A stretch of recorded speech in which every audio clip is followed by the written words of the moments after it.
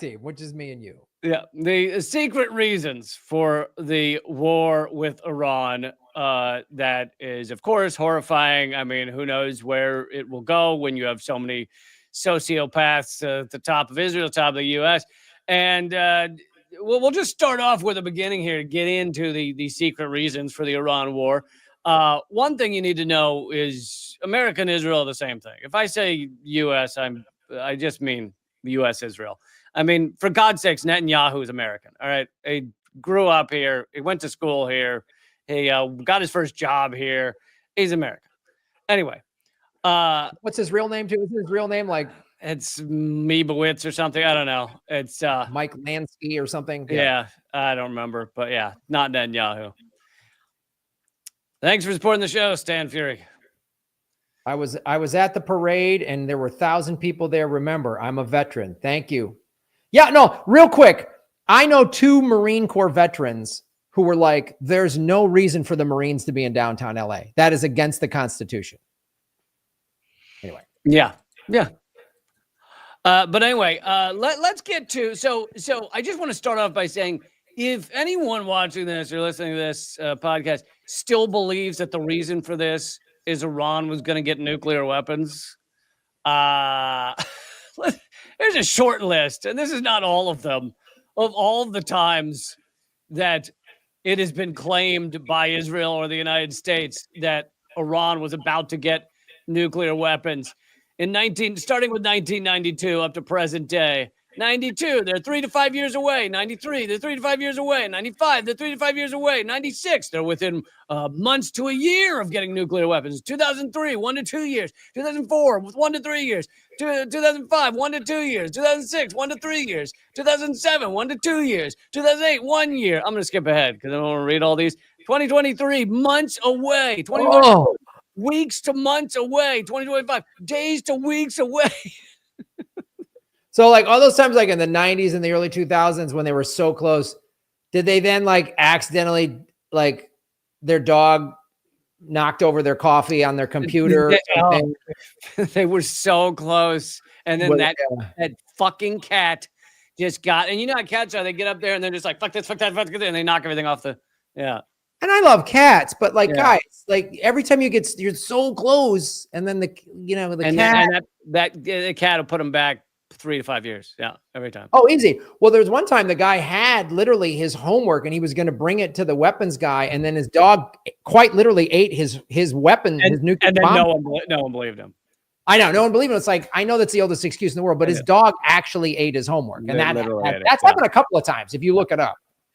The other reason it's insane to believe that this has to do with Iran nuclear weapons is because Israel has said in these initial strikes, we blew up all these nuclear scientists. Israel has been killing their nuclear scientists, assassinating them for years.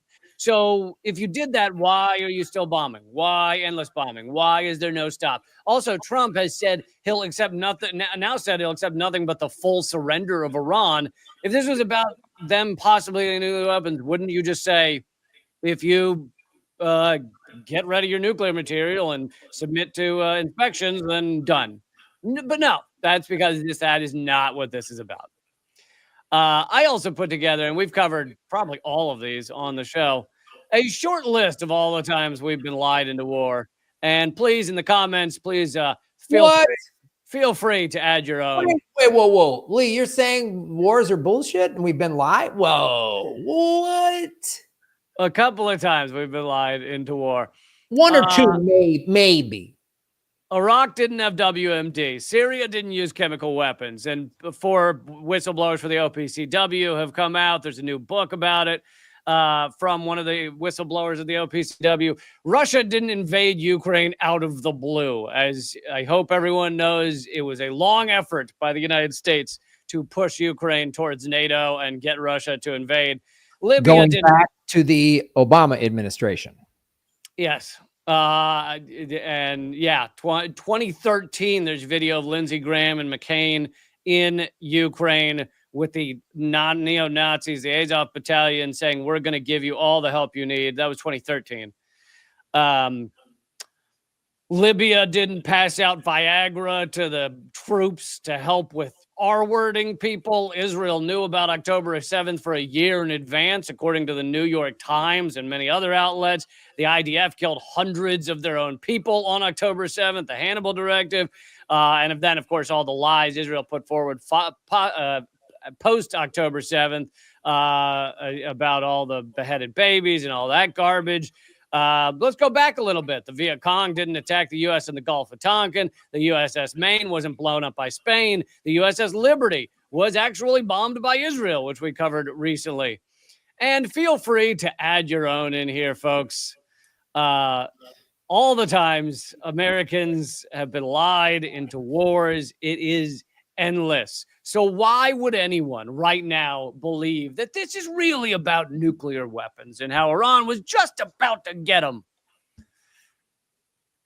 It's fascinating that it's funny that just the people I just talked to in everyday conversation, nobody believes anything the government is saying. It's fascinating. And then you just see a handful of people on social media.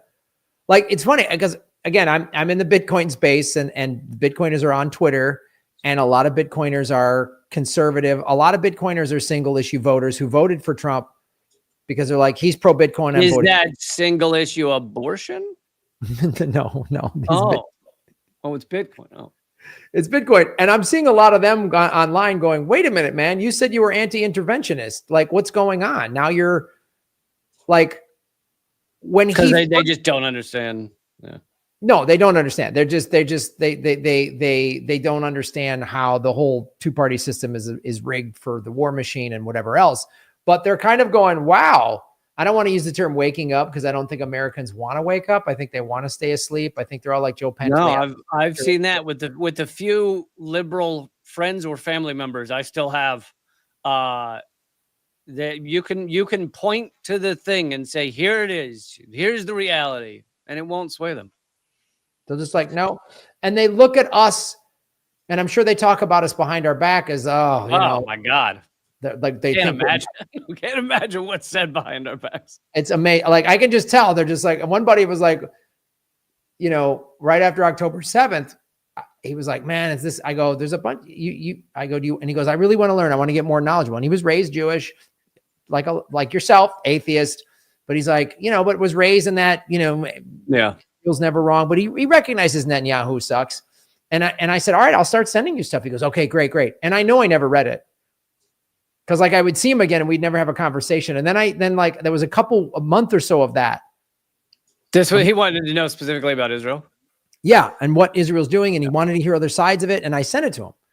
And he, we both did it at the same time. And then I said, like 5-6 months later, I sent him like a thing about a work thing. And I'm like, did you get that email? He goes, no, I didn't get it. And I could tell, I actually have a filter. Anything that reveals the truth about Israel goes straight to spam. And I was like, oh, you don't open my emails. And I was like, because I also knew he didn't, because he goes, I really want to learn. And then we'd see each other again. And he didn't go, I read that article and have something to say about it. He never had it. So I was like, oh, he's just like, Bram's nuts. Thank you, Star Fury, for supporting the show. He said, when we were in Iraq for Operation Iraqi Freedom 2003, we all knew there were weapons of mass destruction, or do you mean we knew there were no weapons of mass destruction? Either way, I've heard from multiple people that were in the military that it's like most of them knew or suspected there weren't weapons of mass destruction, but kind of figured they were there to protect each other. Like, yeah. But so then let's also debunk one last thing in case. Yeah. Okay. Thanks, Star Fury. He's saying all the soldiers knew there were no weapons of mass destruction. That it was bullshit. But let's debunk one more thing. The idea that Trump didn't know this was going to happen and was like, oh, Israel's striking Iran. What happened? First of all, there's been multiple reports on how Trump approved all of this. He okayed Israel's attack on it. And furthermore, the U.S. quietly sent hundreds of 300 to be specific, Hellfire missiles to Israel right before the Iran attack. Nice. So they were prepping for this to start this war with Iran. Again, I'd love to find out tomorrow that it's all over. They've come to ceasefire terms and move on with our lives. But I'm going to continue to give the real reasons for this war and why I think it's not going to end tomorrow. But let's remember, I'm going to play a 2-minute clip. I know almost all of you probably seen parts of it. Iran is the final country on the list that General Wesley Clark, former Supreme NATO commander, former presidential candidate, told us about in 2007, although he was getting the information in just after 9/11. And here he is speaking about that. This is 2 minutes long. About 10 days after 9/11, I went through the Pentagon and I saw Secretary Rumsfeld and Deputy Secretary Wolfowitz. I went downstairs just to say hello to some of the people on the Joint Staff who used to work for me. And one of the generals called me and he said, "Sir, you got to come in. You got to come in and talk to me a second." I said, "Well, you're too busy." He said, No. He says, "We've made the decision. We're going to war with Iraq." This was on or about the 20th of September. I said, "We're going to war with Iraq. Why?" He said, "I don't know." He said, "I guess they don't know what else to do." So I said, "Well, did they find some information connecting Saddam to Al-Qaeda?" He said, No. He says, "There's nothing new that way. They just made the decision to go to war with Iraq." He said, "I guess it's like we don't know what to do about terrorists, but we've got a good military and we can take down governments." And he said, "I guess if the only tool you have is a hammer, every problem has to look like a nail." So I came back to see him a few weeks later, and by that time we were bombing in Afghanistan. I said, "Are we still going to war with Iraq?" And he said, "Oh, it's worse than that." He said, he reached over on his desk, he picked up a piece of paper. He said, I just got this down from upstairs, meaning the Secretary of Defense office today. And he said, "This is a memo that describes how we're going to take out 7 countries in 5 years, starting with Iraq and then Syria, Lebanon, Libya, Somalia, Sudan, and finishing off Iran." So most of you have probably seen the end of that clip. Wesley Clark was telling this years ago, and now we have hit in one way or another all of those countries. Some with full-fledged war to utterly destroy their entire country, like Libya and Syria and Iraq. Others we just funded and armed, Al-Qaeda, ISIS, various groups to help destabilize and crack apart the stability of the country. Sudan has been broken into 2 countries since then. And the final one, the big prize for all of these years has been Iran. And there's multiple reasons for this, but the biggest, and I know I sound like a broken record on it, is the petrodollar and the petrodollar deal. And the world is de-dollarizing right now. We've seen the rise of BRICS. Many countries are either working on ways of getting around the US dollar, already selling or buying oil and other things in currencies other than the US dollar. And if that happens, if that goes full scale around much of the world, then the petrodollar, our dollar, loses a massive amount of its power. The only reason the US can have this crazy amount of debt and still keep printing money and it doesn't lose its power, it doesn't just completely, we've seen some inflation, but not crazy inflation. We would see crazy inflation if the petrodollar were circumvented.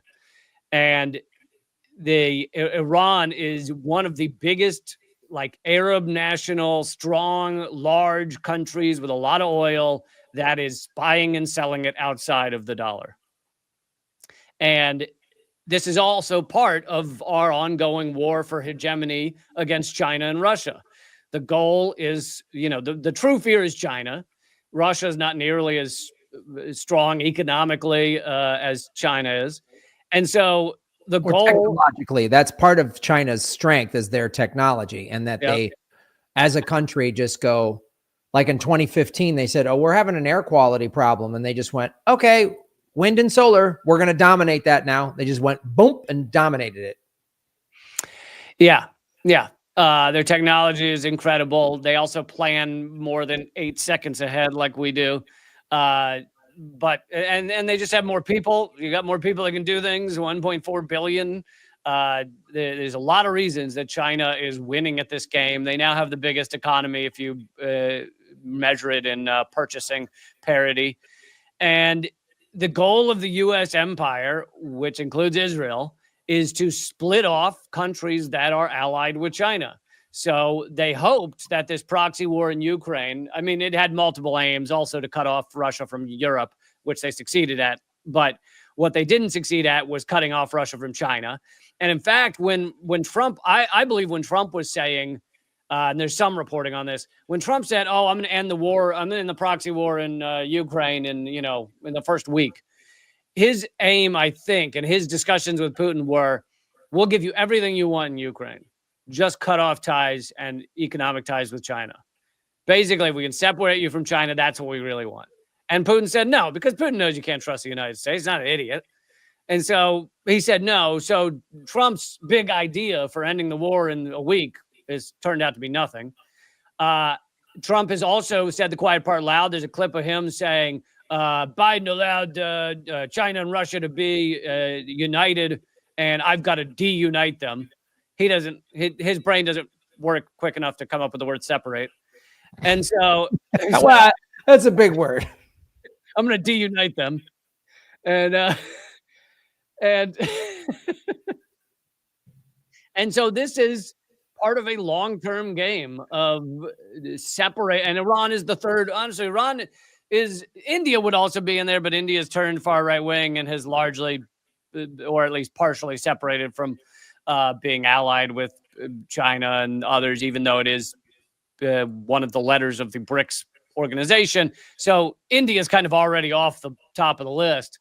And it really is like Russia, China, Iran, Brazil to some degree, but I think we're far more concerned with Russia, China, Iran. And so if we can create instability in Iran, if we can sanction them even harsher than we have, I mean, we have tried to sanction them to death like we did with Syria, but Iran has close ties with China, and they're able to do business with China, and that's kind of all they've needed. But the sanctions... Well, it should be noted, too, that China does a lot of business with Pakistan as well. I mean, and the sanctions, we tried with the sanctions, but now like you said, we just sent over 300 Hellfire missiles, and we're helping stir this up.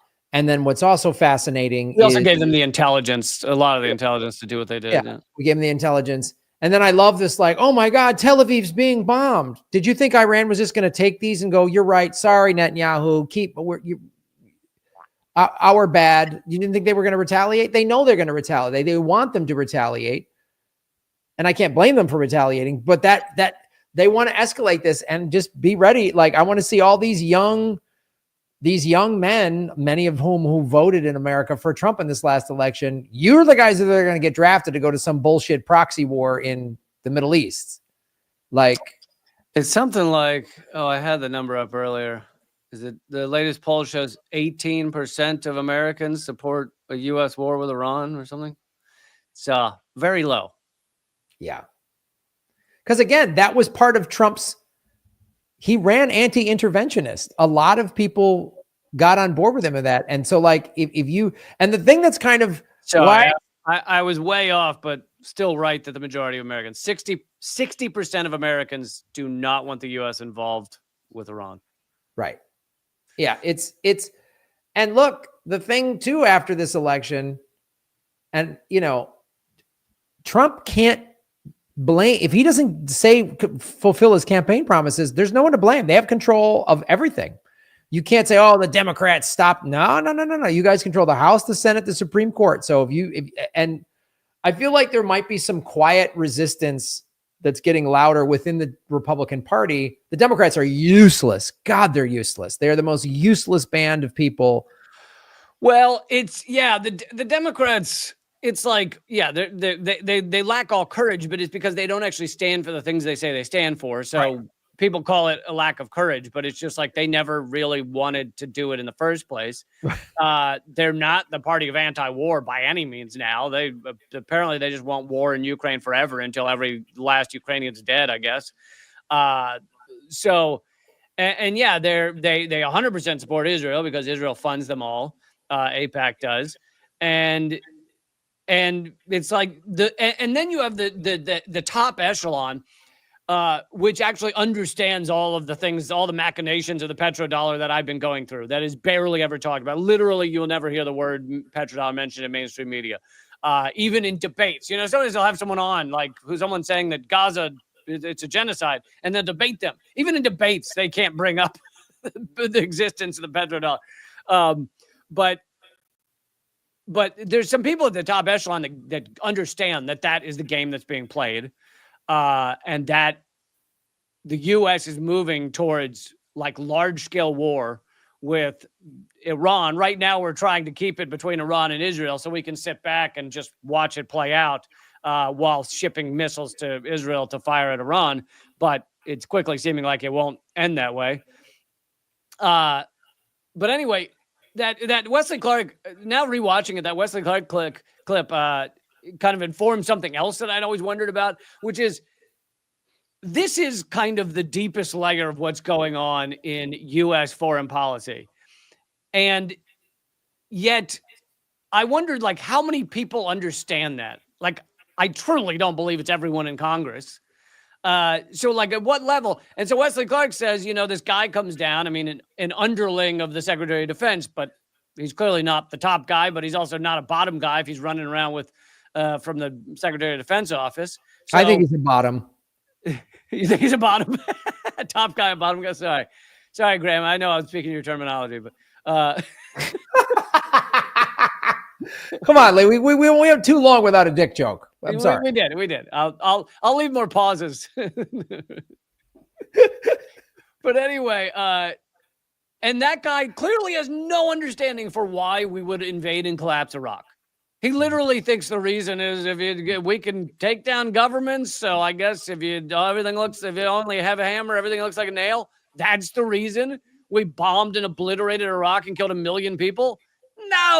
No, it's because Saddam Hussein was our ally until he started separating from us, selling oil outside of dollars. All of a sudden, he's the greatest villain in the world, and we've got to murder him and everyone in his country. Gaddafi went off the petrodollar. Oh, what happened to him? Saddam went off the petrodollar. Iran went off the petrodollar. Like Syria went off the petrodollar. Yeah. Like, oh, weird. What a wacky coincidence. Yeah. So you've got fairly high up in the Pentagon. They don't even understand what the fuck's how the fuck the system works, which I guess it's a need to know basis. Isn't that great that these high level, like Pentagon Joint Chiefs of Staff guys are like, God, what are you doing? They just sound like mopes on a bar stool. Everything's a nail. Like, yeah. What was the next thing he asked General Clark? Like, how's your fantasy team doing? You know, just like what else did these morons in charge? Well, and then they've got to try and it's basically like in the tiniest rooms of the ruling elite, just the sociopaths all together there. They go, okay, well, the petrodollar will be in a lot of trouble if we let Iraq keep doing what they're doing. How do we stop Iraq? Well, let's come up with a reason. Well, we will connect them to 9/11. And, you know, the reason for Iran. Now the reason you've had Iran has a lot of power. And I covered this the other day, too, that it does seem like a kind of miscalculation as to how easy or hard this will be. But these are sociopaths who want what they want, no matter what the end game is, like no matter how it looks at the end. But it does seem like an extreme miscalculation in terms of how, like Chris Hedges wrote about this the other day. Iran is not Iraq. Iran is not Libya. Iran is not Lebanon. It's not Syria. Iran is massive. It's the size of Western Europe. It's got 90 million people. It's got a lot of missiles, a lot of bombs. It's got alliances with Russia and China and many others. Clearly, Israel thinks they're going to cause a regime change, but all indications so far are that all the Iranian people are actually even though they dislike the leadership of Iran, they're now all united in fuck Israel. So, yep. I mean, Netanyahu is the guy that's going to be blamed for bringing down the end of Israel, because there's people protesting against Netanyahu in Israel. I mean, there's still a high level of sociopaths there. They did a recent poll that said 47% of Israelis want to wipe out all Palestinians, but there are people resisting him and protesting. And perhaps an even more horrifying number, I think it's 80% want to basically complete the ethnic cleansing. Like, all Gazans need to leave. So it's like, how do you have 80% of a country that sociopathic? Never again, but only for us. Never again for us. Yeah. When it first started, when the genocide first kicked off, I repeated multiple times. I was like, in Sunday school when I was growing up, in that temple, we heard never again a lot. They taught us a lot about the Holocaust. They said never again a lot. Never once they say never again only for us. The whole concept was we're not going to stand by and allow a genocide. But now it's actually Israelis creating a genocide. And wanting it. Saying it out loud, publicly saying, we want to wipe these people off the face of the earth. You can find, a lot of them don't go viral because they're in Hebrew, but dude, the clips on Israeli television of just people saying, yes, wipe them all out. Yes. There's one of a guy saying, I only sleep well when I know their babies are being bombed. Like Jesus. Wow. But they're the victims. Yeah, they're the victims. All right. Michael says this war is called bricks versus pricks. All right. Let's go into segment number 2. A little lighter subject. Good. I like lighter. The Compromise of 1877, Lee. I take you back to a simpler time. There was 2 people wanted a pair of pants, and there was only one pair of pants, and then they agreed to share it. You get Tuesdays and Thursdays. Was that it? A little bit more than that. There's a little bit more than that. Okay. So the Compromise of 1877, basically this is during Reconstruction, post-Civil War. Civil War ended in around 1865, I believe. And so there was still a lot of, this is actually where the posse comitatus or whatever that act started. Comitatus, because there were still troops in southern states, and this is kind of came out of that. So there was a presidential election that was highly contested, and or some people call it the corrupt bargain, was a speculated unwritten political deal in the United States to settle the intense dispute over the results of the 1876 presidential election, ending the filibuster of the certified results and the threat of political violence in exchange for an end to federal Reconstruction. So yeah, this is what was called Reconstruction. Oh yes, I remember. I remember hearing about this. Yeah, it's horrifying. Yeah. Yeah. The election, so we got to go back to when it went down, the background. Okay, so the November 1876 presidential election, Samuel J. Tilden received 184 uncontested electoral votes, and Rutherford B. Hayes received 165, with 185 votes necessary for a majority. Again, no other democracy has an electoral college. Yeah, which was only put in place to stop Americans from incorrectly voting for the wrong person. Once again, the Electoral College was just like, we're going to let you guys play voter and make you think you're, it's like Disneyland. You're in the happiest place on earth. We're not going to show you behind the scenes. We're not going to show you, just like you think you're in a democracy, but you're not. The Electoral College can change it at any time, willy-nilly. We've seen 2 elections in our lifetimes where the majority lost. The majority won. The person who got the majority lost to the Electoral College. Yeah, the popular vote lost the Electoral College. Yeah. Yes, we've seen that twice in our lifetimes. 4 states, Florida, Louisiana, Oregon, and South Carolina. And then we saw whatever the fuck the Bush Gore election was. Yeah, whatever that abortion was. returned disputed. So those are the 4 disputed states of the presidential electors with a total of 20 electoral votes at stake. Any of these disputes being resolved in Tilden's favor would secure him the presidency. While Hayes needed all 20 votes to be certified in his favor to resolve these disputes in the absence of a clear constitutional directive, Congress passed the Electoral Commission Act, which established a 15-member commission of 8 Republicans and 7 Democrats to review the contested election. This is police investigating police, is what this is. Just 15 rich white dudes will decide how they felt about this election. Yeah. Those guys got together, and I'm sure they all brought out their checkbooks and their investment portfolios and said, okay, how do we all win on this deal? So that behind, the commission voted 8-7 along party lines to certify each disputed vote in favor of Hayes. Under the act, the commission's findings were final unless rejected by both the Senate and House of Representatives.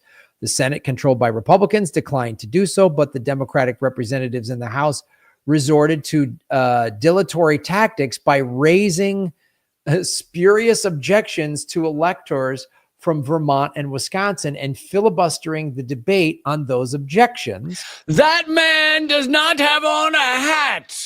I object. Yeah, this is a lot of beards and hats yelling at the time. This threatened to extend the controversy beyond the scheduled inauguration on March 5th. However, Speaker of the House Samuel J. Randall refused to entertain the dilatory motions, and eventually the filibuster gave up. A few Democrats complained loudly that Tilden had been cheated. There was talk of forming armed units that would march on Washington, but President Grant tightened military security. This is Ulysses S. Grant. And nobody marched on Washington. At 4:10 a.m. on March 2nd, President pro tempore of the Senate, Thomas W. Ferry, announced that Hayes had been elected to the presidency by electoral margin of 110 to 120. But you're going to give what the compromise was, right? Yeah. Yeah.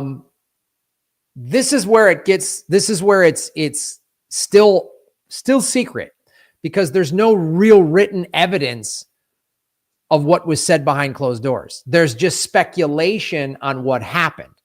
But so I'm going to get into what that speculation is. Yes, speculation, but I think there's some pretty good first person accounts nowadays. Yes, I think. yes, there is good first person accounts. So it's the precise details are a matter of historical debate, but the historians agree that the federal government adopted a policy and leniency towards the South to ensure federal authority and Republican Rutherford B. Hayes elections as president. Just how many pork chops the Democrats got in exchange for the presidency is tough to know. Yeah, I'm sure. Yeah, there's sure somebody I'm sure a lot of people made out quite well financially. I feel, knowing the history of our government, I feel like, Tilden's daughter was probably thrown into the deal or something. I'm sure there was some creepy sex thing put in there. You get to have sex with Hayes's goats or whatever. Dude, did you? Yeah, I saw photos though. Those are some good looking goats. They were hot goats. Back in the day, the goats were hot. Back in the day, they took care of themselves. These goats these days, Jesus, come on, shave the legs. Lazy goats. The existence of an informal agreement to secure Hayes' political authority, known as the Bargain of 1870, was long accepted as a part of American history. Its supposed terms were reviewed by historian C. Van Woodard in the 1951 book Reunion and Reaction, The Compromise of 1877, and The End of Reconstruction, which coined the modem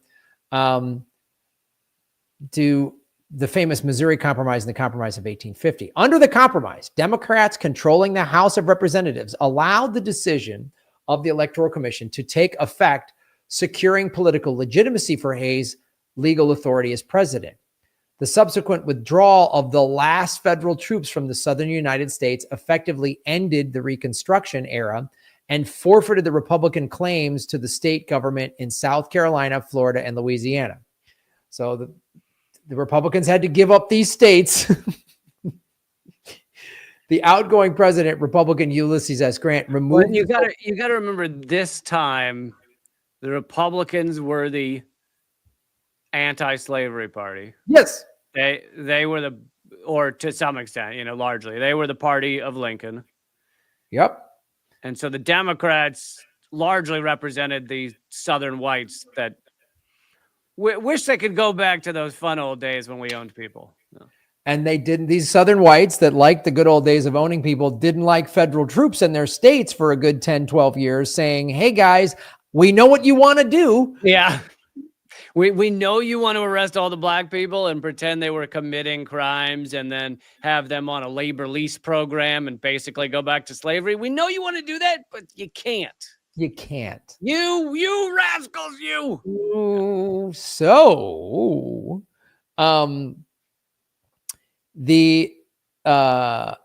Hayes removed the remaining troops from South Carolina and Louisiana. As soon as the troops left, many white Republicans also left, and the Redeemer Democrats, who already dominated other state governments in the South, took control. Some black Republicans felt betrayed as they lost their political legitimacy in the South that had been defended by the federal military. So once again, Republicans, led initially by Lincoln, and then Ulysses S. Grant won the Civil War, allowed black people to, have legitimacy in the new South and the post-Civil War South. And then this backroom deal will take away some of their power. We'll take away the troops, which allowed these white supremacist whites to say, okay, we basically can do everything we want, just shy of restarting the plantation system. Which is what happened. As a result of this, by 1905, most African-American people were effectively completely disenfranchised in every Southern state. Less than 30 years. So their vote was taken away. So those first elected black representatives couldn't get elected anymore because blacks weren't voting anymore. Yeah, they took away their votes and there was no military to back them up. So they were just said, look, you let our guy win and you guys can have the South basically the way it was, just without actual slaves. That's all. Right. Go back to the way you were. Right. Blacks don't have any control. Democracy. And it was a goddamn horror show. Yes. But the Republicans got the presidency. So awesome. Right? They got to keep the president. And black Republicans were completely felt betrayed as well. They should. Criticism from other historians have taken various forms, ranging from outright rejection of the compromise theory to criticism of Woodward's emphasis of certain influences and outcomes. But critics concede that the theory became almost universally accepted in years after the book came out. So and since Haynes' inauguration, which he was peacefully inaugurated in March 5th. Hayes' inauguration in 1877, observers and historians have sought to explain how civil conflict over the election was avoided. A variety of theories have emerged, but a lot of people. So you could one thing you could say, and I'm not defending what these guys did behind closed doors, but one thing that does somewhat make sense is, look, we just came off of a civil war 10, 12 years ago. We don't want to go into another one. So how do we? So we'll throw black people under the bus. Yeah. Yep. Yeah. We don't. You cool with no civil war, but we'll give you. You can do whatever you want to black people. Okay, cool.